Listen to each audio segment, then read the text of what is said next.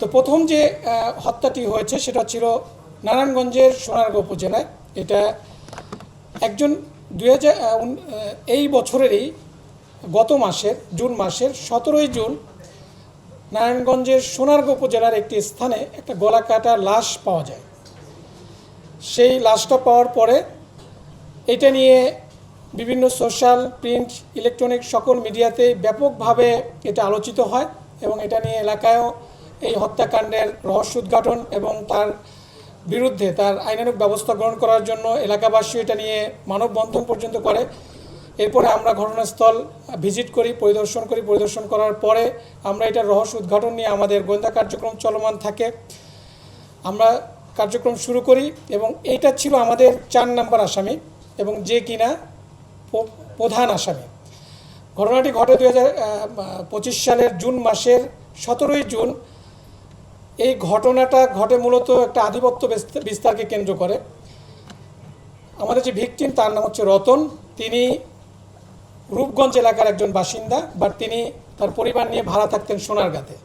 তার সাথেই মাদক ব্যবসা এবং আরও অন্যান্য যে অবৈধ কার্যক্রম সেটা নিয়ে দ্বন্দ্ব ছিল রূপগঞ্জেরই আর একজন ব্যবসায়ী, মাদক ব্যবসায়ী যার নাম হচ্ছে ইউনুস। তার সাথে একটা দ্বন্দ্ব ছিল। সেই দ্বন্দ্বটার পরিপ্রেক্ষিতে 2022 সালেও তাদের মধ্যে একটা মারামারি হয়েছিল এবং এটা নিয়ে মামলাও হয়েছে।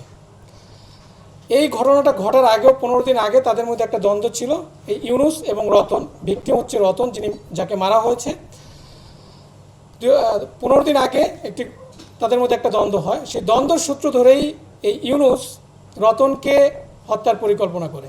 সে অনুযায়ী 2025 সালের এই জুনের 17 জুন তার যে ভাড়া বাসা, সেখানে তার একটা সিএনজির স্ট্যান্ড ছিল। সেখানে সে সিএনজি ভাড়া দিত এবং চার্জ দিত, ইলেকট্রনিক যে চার্জ দেয় সেটা করতো। সেখান থেকে এই ইউনিসের একজন প্রতিনিধি গিয়ে রাতের বেলা, মধ্যরাতে এই রতনকে খবর দিয়ে নিয়ে আসে, একটা অজ্ঞাত জায়গায় নিয়ে যায় এবং সেখানে তাকে বিভিন্নভাবে টর্চার করে তাকে হত্যা করা হয়।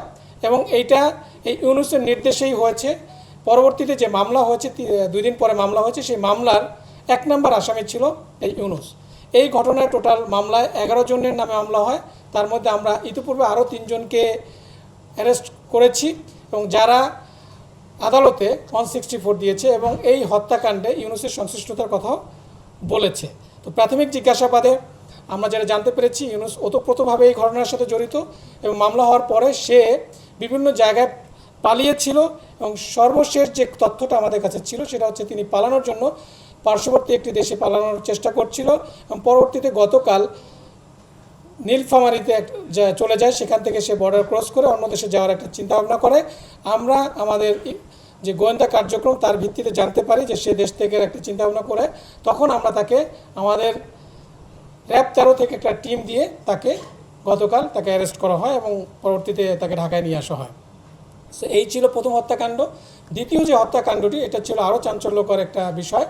সেটা হচ্ছে যে কুমিল্লার তিতাস থানাতে একটা বাড়িতে রংপুরের একজন রাজমিস্ত্রি যে দেশের বিভিন্ন স্থানে ঠিকাদারির ভিত্তিতে বিভিন্ন জায়গায় কনস্ট্রাকশনের কাজ করে থাকে। তার নাম মোস্তফা। তিনি 55 বছর বয়স। সেই সুবাদে তিনি কুমিল্লাতে একটি বাড়িতে, তার এরকম একটা 2তলা বাড়ি ছিল, সেই 2তলা বাড়ির কনস্ট্রাকশনের কাজে লিপ্ত ছিল এবং এটা প্রায় শেষের দিকে। তার কাজ যখন ভালো হয় এটা দেখে আরও কিছু সে কন্ট্রাক্ট পায়। তো এই কন্ট্রাক্ট পাওয়ার পরে তার কাজ প্রায় শেষ হয়ে যাচ্ছিল এই কুমিল্লা থেকে, সে চলে যাওয়ার প্ল্যান করে। বাট পরবর্তীতে তার আরেকটা কন্ট্রাক্ট পাওয়ার পরে সে নতুন একটা বাড়ির কাজ ধরে। সেখানেই কাজ করার সময় সে চাঁপাইনবাবগঞ্জের আরও 2 জন মিস্ত্রিকে, যেহেতু সে একজন কন্ট্রাক্টর টাইপের ছিলেন এবং রাজমিস্ত্রি ছিলেন, তিনি অন্যান্য বিভিন্ন জায়গা থেকে আরও মিস্ত্রি নিয়ে এসে তার এই কার্যক্রমগুলো করাতেন কনস্ট্রাকশনের কাজে।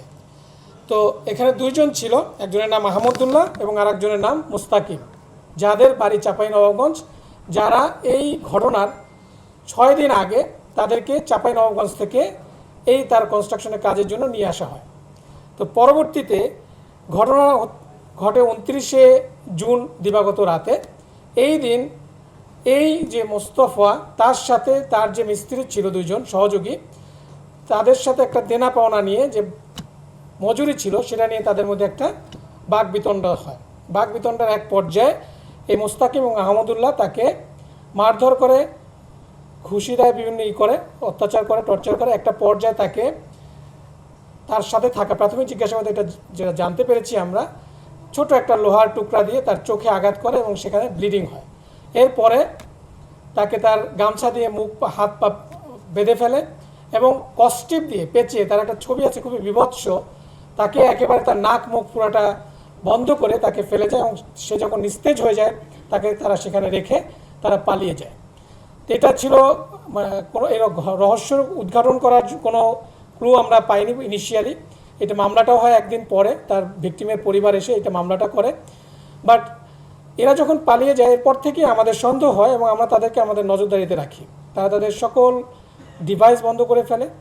যাই হোক, আমাদের গোয়েন্দা কার্যক্রমের ভিত্তিতে পরবর্তীতে আমরা জানতে পারি যে তারা খুলনার বাগেরহাটের মংলার ওখানে তারা অবস্থান করছে এবং সেই তথ্যের ভিত্তিতে আমরা গতকাল আমাদের র্যাব 6-এর একটা টিম সেখানে অভিযান পরিচালনা করে এবং এই দুজনকেই অ্যারেস্ট করতে সক্ষম হয় এবং তারা প্রাথমিক জিজ্ঞাসাবাদে এই হত্যাকাণ্ডের সাথে তাদের জড়িত থাকার কথা স্বীকার করেছে এবং এই যে অপরাধী যারা আছে র্যাব 11 কর্তৃক ধৃত, তাদের বিরুদ্ধে আইনানুগ ব্যবস্থা প্রক্রিয়াধীন রয়েছে।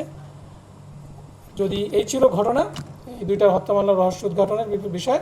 আপনাদের যদি কোনো বক্তব্য থাকে বা কোনো জিজ্ঞাসা থাকে করতে পারেন।